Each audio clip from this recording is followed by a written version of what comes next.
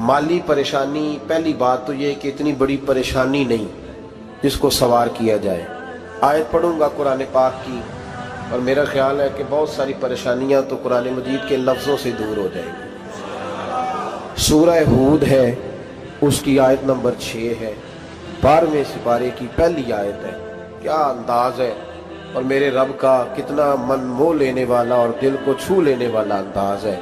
रब करीम ने फरमाया वमा मिन दाब्बतिन फिल अर्द, फरमाया नहीं ज़मीन पर कोई भी ऐसा चलने वाला, ज़मीन पर कोई ऐसा नहीं जो चलता हो, इल्ला अलल्लाहि रिज़्कुहा, जिसका रिज़्क अल्लाह ने अपने ज़िम्मे न लिया हो। ज़मीन पे कोई चलने वाला ऐसा नहीं जिसके रिज़्क की जिम्मेदारी रब करीम की ना हो। ये जिम्मेदारी रिज़्क किसकी है? बोल के बताएं, बोल के किसकी जिम्मेदारी है जी? अल्लाह। देखिए गौर फरमाएं, यहाँ मुफस्सिरीन ने एक बात लिखी है इस आयत के तहत कि फरमाया जो ज़मीन पे चलने वाला है उसका रिज़्क अल्लाह के ज़िम्मे।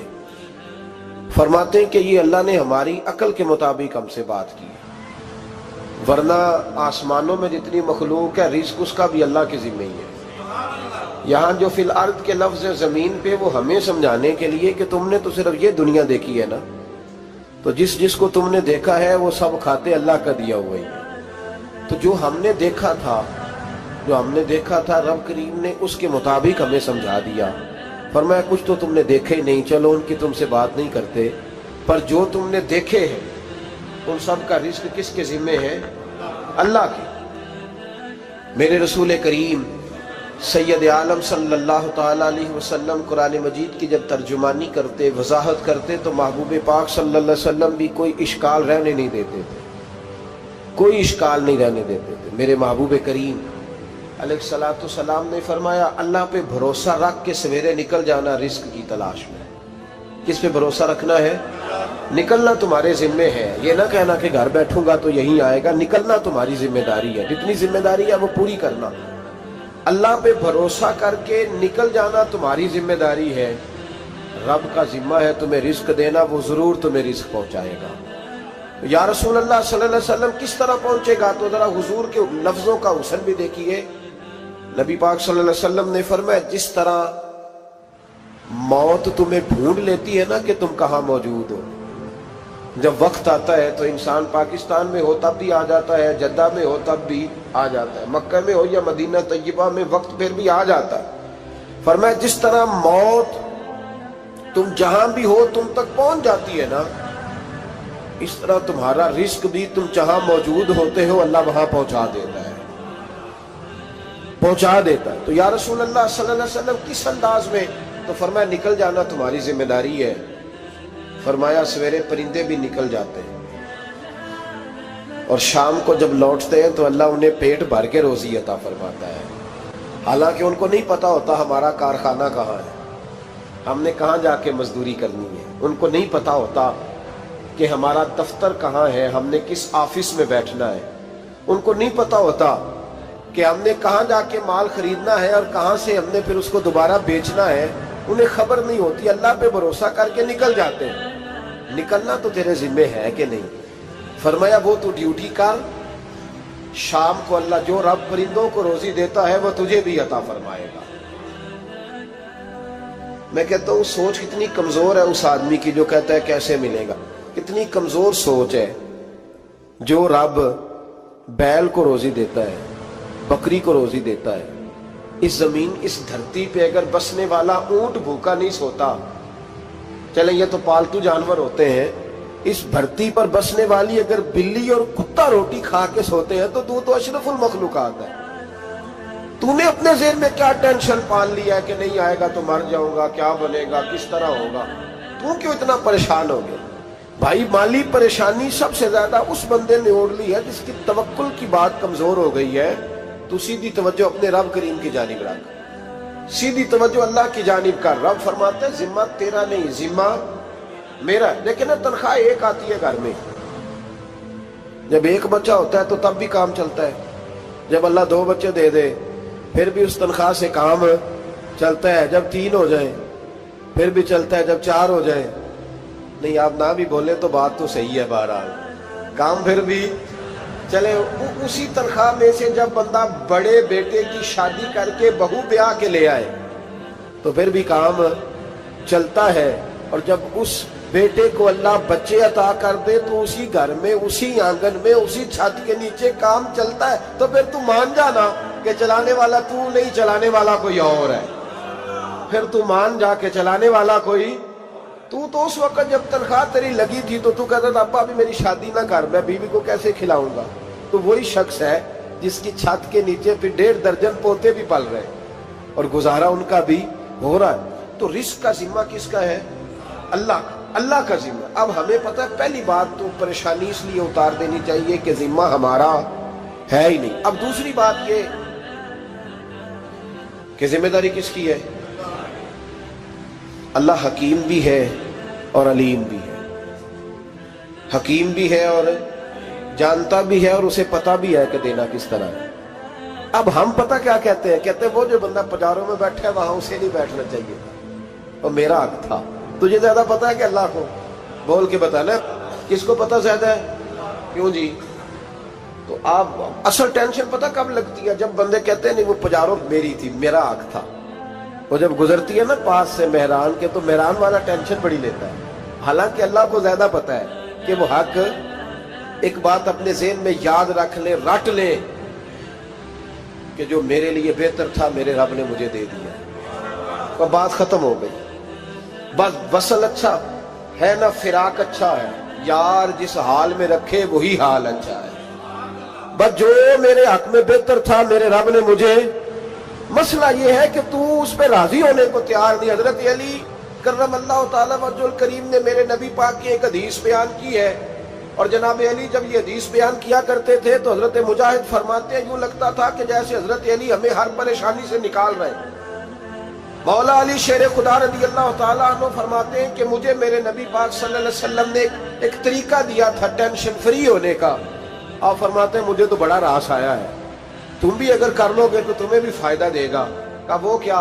حضرت علی کہنے لگے محبوب علیہ السلام نے فرمایا تھا لوگوں تم اللہ کے دیے ہوئے تھوڑے رزق پہ راضی ہو جاؤ، وہ تمہاری تھوڑی عبادت سے تم سے راضی ہو جایا کرے گا۔ بس تم 2 نفل بھی پڑھو گے تو اللہ راضی ہو جائے گا، تم 1 رکوع بھی سویرے اٹھ کے پڑھو گے تو وہ راضی ہو جائے گا، وہ تمہارے 313 درود شریف سے راضی ہو جائے گا، تم اس کے دیے ہوئے تھوڑے رزق سے راضی ہو جاؤ۔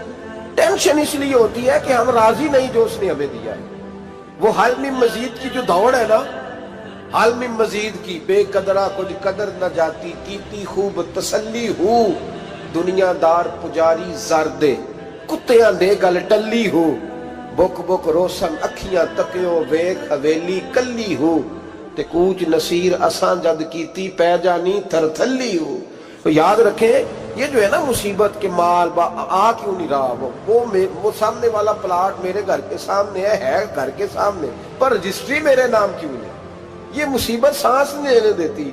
موٹر سائیکل کھڑی کرتا ہے نا جب آ کے دکان سے روٹی کھانے آتا ہے، دفتر سے گھر آتا ہے، کاروبار سے آتا ہے، تو جہاں موٹر سائیکل کھڑی کرتا ہے وہ ٹینشن بڑی ہے کہ کبھی میری ہو جائے نا یہ والی جگہ تو میں یہاں بھی بورڈ لگاؤں اپنے نام۔ اس نے مالی پریشانی پیدا کی۔ تو جس حال میں ہے، کیونکہ تو نے اپنا یہ حال خود نہیں بنایا، جس نے بنایا ہے وہ بڑا بہتر جانتا تھا کہ تو اسی حال میں اسے اچھا لگتا ہے۔ تو اسے اسی حال میں، ایک بزرگ تھے تو ان کی طبیعت بڑی علیل ہو گئی، بیمار ہو گئے، تو اللہ نے آزمائش دی تو کیڑے پڑ گئے وجود میں۔ ایک کیڑا یہاں سے کھا رہا تھا، اللہ والے بڑے راضی رہتے ہیں اس کی رضا پہ، تو کیڑا یہاں کھا رہا تھا تو نیچے گر گیا، تو بابا جی نے اٹھا کے پھر وہاں رکھ لیا، کہنے لگے جب اس نے تیری ڈیوٹی مجھے کھانے کی لگائی ہے تو میں اس بات پہ راضی ہوں، تو نیچے کیوں گرتا ہے؟ بٹ ٹھیک ہے کھا، جب اس نے تجھے ڈیوٹی جو تیری لگائی۔ سالبہ بن عبد الرحمن ایک صحابی تھے، سالبہ غالباً نبی پاک صلی اللہ علیہ وسلم کی خدمت میں آئے، کہنے لگے یا رسول اللہ صلی اللہ علیہ وسلم غربت بڑی ہے، میرے لیے دعا کریں اللہ زیادہ مال دے۔ تو محبوب صلی اللہ علیہ وسلم نے فرمایا تو جس حال میں اچھا ہے وہ تیرے لیے بہتر ہے، اس میں تو ہے وہی حال تیرے لیے۔ مشکل ہے نا یہ جواب سننا۔ کہتے پیر صاحب فلان جگہ سے تویز آیا، وہاں تو بارے نے آرے ہو گئے، تو آپ کے ہاں؟ تو میں کہتا ہوں یہ تویز دینے والا اگر تویز دے کے امیر بناتا ہے تو پہلے خود کیوں نہیں بنتا؟ یہ خود تو 150 کا تویز بیچ رہا ہے، اپنی بیچارے کی حالت یہ ہے۔ اگر اتنا ہی تویز اس کا چلتا ہوتا تو پہلے 5 جو پجاروں اس کے دروازے پہ کھڑی ہوتی۔ عجیب چکر ہے، اور عجیب جگہ لوگ الجھ گئے، سمجھتے ہی نہیں بات کو۔ یا رسول اللہ صلی اللہ علیہ وسلم دعا کر دے تو محبوب نے کیا فرمایا؟ فرمایا تو جس حال میں ہے نا وہ حال تیرے لیے بہتر ہے، اسی میں رہ۔ کہ نہیں حضور دعا کرے۔ فرمایا سال بعد تو بعد آ جا۔ حضور دعا کرے۔ فرمایا تو بعد آ جا۔ 2-3 دفعہ کا ضد کی، محبوب نے فرمایا جا، پھر اللہ تجھے زیادہ پیسے دے گا۔ چند بکریاں خریدی، اتنی برکت ہوئی کہ بکریوں کے ریوڑ بن گئے۔ پھر کچھ بکریاں بیچ کے گائے خرید لی، ان کے بھی ریوڑ ہو گئے۔ پھر کچھ اونٹنیاں لے لی، ریوڑ ہی ریوڑ۔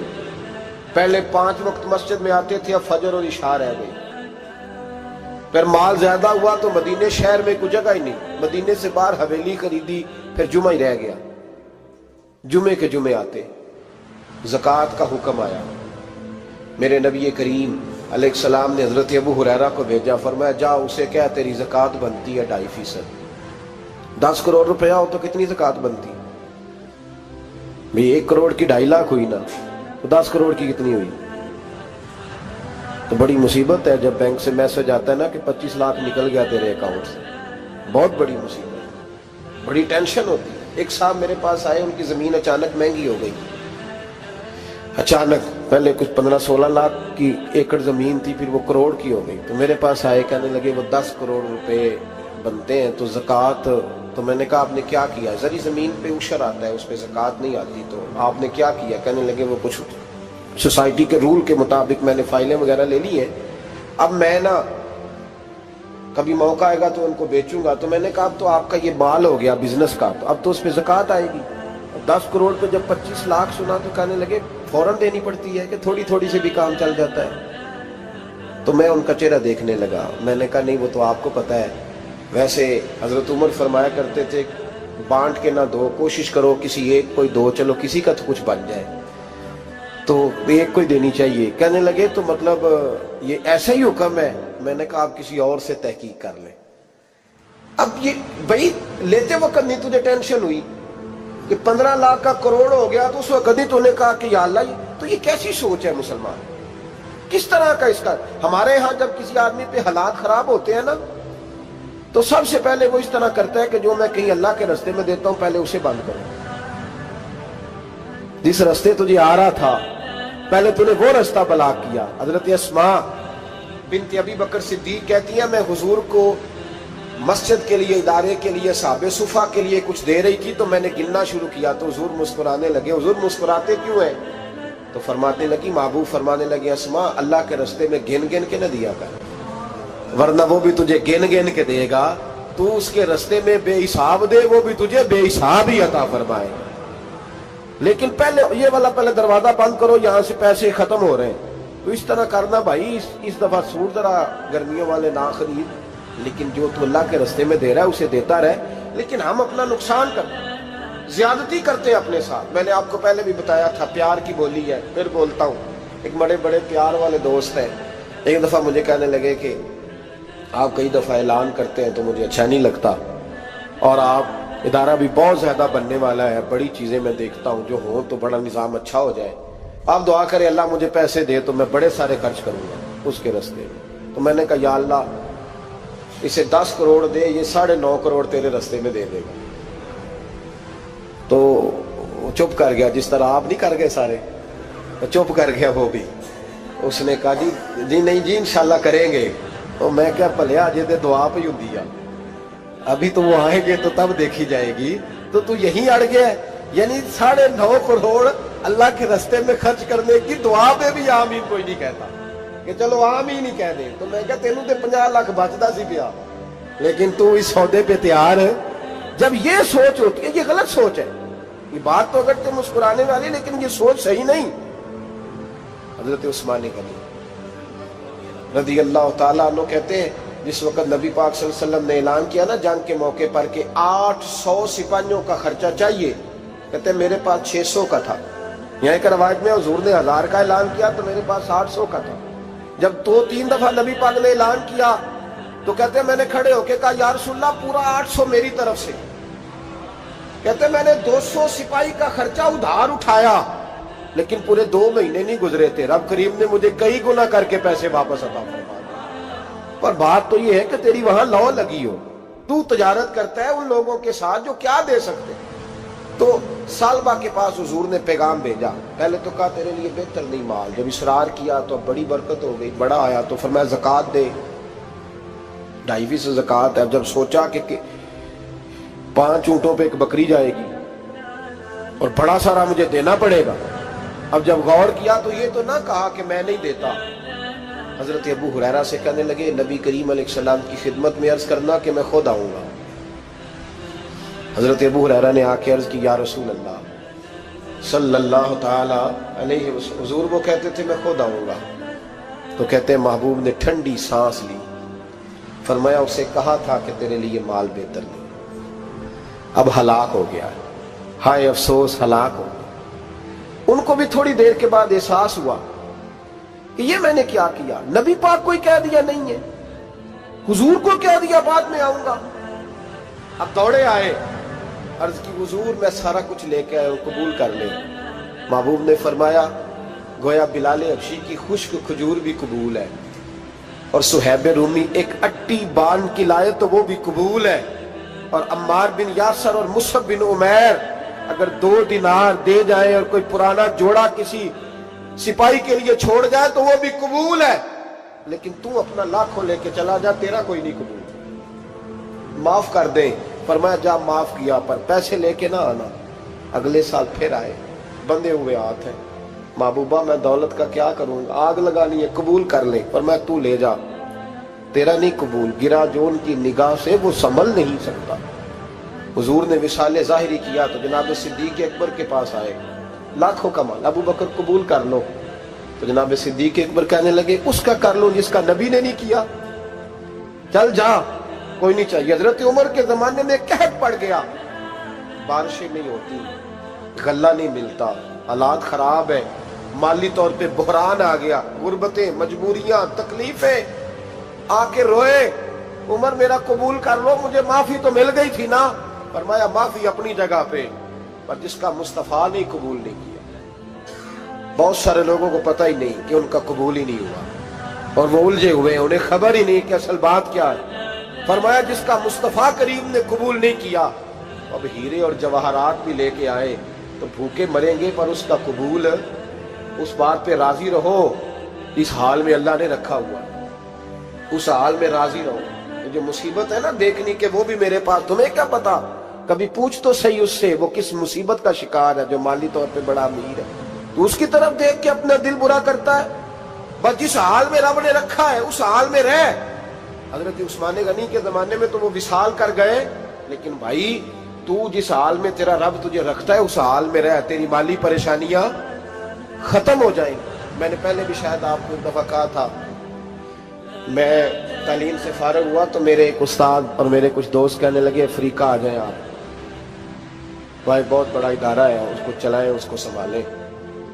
میری والدہ سے میں نے کہا، اس طبیعت ہوتی ہے نا انسان کی، میرا بھی دل لگ گیا۔ میری اماں پڑھی نہیں تھی لیکن اللہ نے دانائی بڑی عطا فرمائی تھی، حکمت بڑی تھی، سیانی بڑی تھی۔ تو میں نے کہا اماں جی وہ مجھے ساؤتھ افریقہ کی دعوت ہو رہی ہے تو آپ کیا کہتی ہیں؟ تو اٹھ کے میرے پاس آ گئی اور مجھے انہوں نے اپنے بازوؤں میں لے لیا، پھر میرا ماتھا چوما، کہنے لگی پتر میں تے وال بھی نہ پوٹ کے دیوا کسی نے، ہم نے دولت کا کیا کرنا، تو اللہ کا نام لے کے کہیں بیٹھ جا، رب کریم رون کے لگا دے گا، خیر ہو جائے۔ تو میرے بھائی یاد رکھیں ان چیزوں سے تھوڑا سا دیکھیں نا، قناعت کریں، جو اللہ نے دیا اس پہ راضی ہو جائیں، اللہ بڑا مہربان ہے، وہ آسانیاں کر دیا کرتا ہے۔ تو یاد رکھیں میرے رسول کریم علیہ السلام نے ایک تو ہمیں درس یہ دیا ہے کہ تو سمجھ جا، قرآن نے ہمیں بتایا ہے کہ روزی تیری ذمہ داری نہیں، روزی کس کی ذمہ داری ہے؟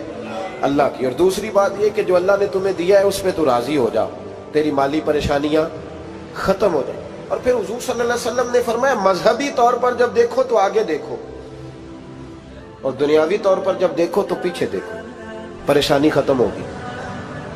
مذہبی طور پر جب دیکھو، جو 5 نمازیں پڑھتا ہے وہ تہجد پڑھنے والے کو دیکھے، اور جو تہجد پڑھتا ہے وہ اشراق چاشت پڑھنے والے کو دیکھے، اور جو بندہ اشراق اور چاشت پڑھتا ہے پھر اس کو دیکھے جو سارا دن مصطفیٰ پہ درود پڑھتا ہے۔ اوپر دیکھے کہ میں نے اور نیک ہونا ہے اور نیک، اور جب مالی معاملہ ہے تو پھر نیچے دیکھ۔ اگر تو بیٹھا نا پجاروں پہ تو پھر ٹوڈی والے پہ نظر کر، اس کا کیا حال ہے۔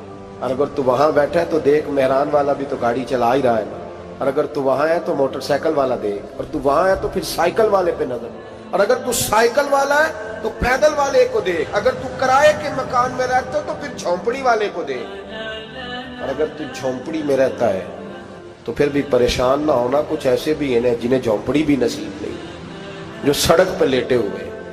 اور اگر تو تندرست ہے نا تو کبھی جا کے اسپتال میں دیکھ حال کیا ہے، لوگ کس حال میں، تو ہم شکر نہیں ادا کرتے۔ اس کا نقصان کیا ہوتا ہے، نعمتیں چلی جاتی ہیں۔ اللہ فرماتے ہیں لَئِن شَكَرْتُمْ لَأَزِيدَنَّكُمْ، تو شکر ادا کر، میں نعمتوں میں اضافہ کر دوں۔ تو بھائی مالی پریشانی کا تیسرا سبب یہ ہے کہ ہم دیکھتے ہیں مالی طور پر اوپر، تو پھر ہمیں طبیعت بگڑتی ہے۔